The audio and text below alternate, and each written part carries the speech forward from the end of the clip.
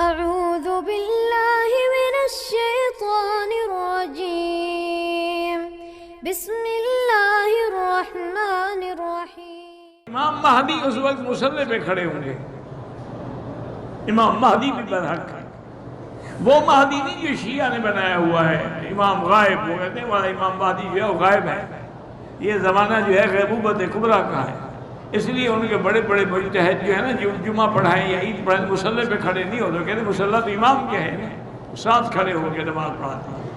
بھئی وہ امام صاحب کب تشریف لائیں گے؟ کہتے ہیں پتہ نہیں، قیامت سے پہلے آئیں گے۔ بہرحال وہ کہاں چھپے ہوئے ہیں؟ وہ کہتے ہیں سرندیپ میں ایک غار ہے، اس غار کا نام ہے سر من رعا، اور وہ کہتے ہیں کہ اصل قرآن جو ہے نا بی بی فاطمہ کا مصحف وہ بھی ان کے پاس ہے، اور وہ 70 ہاتھ لمبا ہے، ہم سے یہی نہیں پڑھا جاتا، وہ پتہ نہیں کون پڑھے گا۔ اچھا بھی وہ مہدی ہیں کون؟ وہ کہتے ہیں حسن عسکری کے بیٹے ہیں۔ حسن عسکری کہتے ہیں میری تو اولاد ہی نہیں ہے، تو میرا بیٹا کیسے مہدی بن گیا؟ تو خیر بہرحال شیعہ کی تو ایک عادت ہے نا، ان کا تو ہر قصہ جو ہے نا وہ جھوٹ سے شروع ہوتا ہے، نہ اس کی بنیاد ہوتی ہے، نہ اس کی اصل ہوتی ہے، نہ دلیل ہوتی ہے، نہ بس یہی ہوتا ہے آواز آتی ہے، یہی ہوتا ہے راوی کہتا ہے، اور پتہ نہیں کون راوی ہے، دریائے راوی سے نکلا ہے، بیاس سے نکلا ہے، کوئی نام بھی ہے اس بدبخت کا۔ دیکھو نا، اللہ نے تمہیں عقل دیا ہے کہ نہیں دیا ہے؟ اللہ نے الحمدللہ، حرم میں آئے ہو، عمرے کر رہے ہو، کعبہ شریف دیکھ رہے ہو، نمازیں پڑھ رہے ہو، اللہ نے عقل دیا ہے۔ اب کربلا میں جو واقعہ ہوا ہے، جس کو یہ ذاکر بڑا رو رو کے 2-2 3-3 گھنٹے لوگوں کو مرثیے پڑھ کے رلاتے ہیں، تو اس وقت 72 آدمی تھے حضرت حسین کے ساتھ، مقابلے میں یزید کی فوجیں تھی ابن زیاد کی قیادت میں۔ اب آپ کے تو سارے شہید ہو گئے، باقی صرف خواتین بچی یا زین العابدین بچے، وہ بیمار تھے، وہ بھی خیمے کے اندر تھے، اور خواتین اہل بیت تھی، وہ تو پردے سے باہر نہیں نکلی۔ تمہیں یہ روایات جو ملی ہیں، یہ راوی کون ہے؟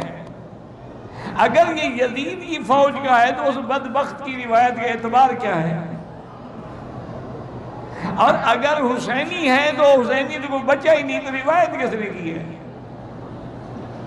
یہ سارا قصہ انہوں نے جھوٹ بنایا ہوا ہے۔ اس میں کوئی شک نہیں کہ حضرت حسین مظلوم شہید ہو گئے، لیکن باقی یہ رنگ بازی جو دی ہے نا انہوں نے، نعوذ باللہ ثم نعوذ باللہ، وہ سارا جھوٹ۔ اب انہوں نے، آپ نے دیکھا ہوگا آپ کے ملک میں بھی ہر سال جب محرم ہوتا ہے دلدل الشریف نکالتے ہیں، گھوڑا۔ پہلے یہ تو ثابت کرو حضرت حسین گھوڑے میں گئے بھی تھے، وہ تو اونٹ میں گئے تھے، تو اونٹ نکالا کرو بدبختو، گھوڑا کہاں سے لے آئے ہو؟ اچھا، اور وہ گھوڑا جو حضرت حسین کو شہید کرا کے کربلا میں چھوڑ آئے، اس کو ڈنڈے مارنے چاہیے کہ اس کو منت ماننی چاہیے اسے؟ بس ایک رواج ہے، اب اس کا کیا علاج ہے؟ دعا کریں اللہ ان کو بھی ہدایت دے۔ ہمارے کو دشمن تو نہیں ہے، ہم تو ان کے لیے بھی ہدایت کی دعائیں کرتے ہیں کہ یا اللہ تو قادر ہے، تو چاہے تو ہدایت عطا فرما دے، ان بھٹکے ہوئے کو بھی راستہ دکھا دے، ان کو بھی صحیح ہدایت اور سنت کا راستے پہ چلنے کی توفیق عطا فرما دے۔ تو اس لیے ہمیشہ یاد رکھیں، ایسی روایات بنائی جاتی ہیں جن کا اثر نہیں ہوتا۔ تو اب عیسیٰ ابن مریم اتریں گے، اور حضور نے فرمایا کہ وہ کیا کریں گے، اور مہدی بھی آئے گا، اور مہدی آپ نے فرمایا کہ ما بین الحجر والرکن، حجر اسود اور رکن یمانی کے درمیان کھڑے ہو کے اعلان کریں گے، فرمایا اس کا نام میرے نام پہ محمد ہوگا، اس کے باپ کا نام میرے باپ کے نام پہ عبداللہ ہوگا، اس کی ماں کا نام میری ماں کے نام پہ آمنہ ہوگا، اور وہ میرے ہی خاندان سے۔ تو وہ جب مصلی پہ کھڑے ہوں گے اور عیسیٰ علیہ السلام اتریں گے، وہ ہٹنے لگے، ویسے کھڑے رہو، نماز پڑھاؤ، اور نماز کے بعد اعلان کریں گے کہ بھائی میں نے پہلی نماز اس لیے مہدی کے پیچھے پڑھی ہے تاکہ دنیا کو واضح ہو جائے کہ میں نبی یا رسول بن کے نہیں آیا، اب میں متبع ہوں محمد مصطفیٰ، اب میں آپ کا ایک امتی ہوں، اس لیے میں نے امتی کے پیچھے نماز پڑھی ہے، ورنہ جب نبی موجود ہو تو امتی کیسے امام بن سکتا ہے؟ اور آپ نے فرمایا کہ وہ کام کیا کریں گے کہ لَيُكْسِرَنَّ الصَّلِيبَ، صلیب کو توڑیں گے، مانا قوت ختم ہو جائے گی عیسائیوں کی. اور اس کے بعد فرمایا کہ لَيَقْتُلُنَّ الدَّجَّالَ، دجال کو بھی عیسیٰ ابن مریم قتل کریں گے. وہ دجال کو ڈھونڈتے ہوئے آئیں گے. باب لد ایک مقام ہے، اس پہ جب پہنچیں گے دجال وہی ہوگا. جب اس کی نظر عیسیٰ ابن مریم پہ پڑے گی، حضرت فرمائے یذوب کما یذوب الملح فی الماء، وہ ایسے گلنا شروع ہو جائے گا جیسے نمک پانی میں گل جاتا ہے. تو یہ سب سے بڑی علامات قیامت ہے. اور قرآن نے کہا ہے حضرت عیسیٰ کے بارے میں انہ لعلم للساعہ، وہ قیامت کی نشانی ہے اور سب سے بڑی نشانی ہے. تو قیامت برحق ہے، عذاب قبر برحق ہے، اور قبر میں سوال جواب برحق ہے. اب قبروں سے نکلنا جو ہے وہ بھی برحق ہے. اچھا وہ نکلنے کا کیا ہوگا؟ 2 سور پھونکے جائیں گے.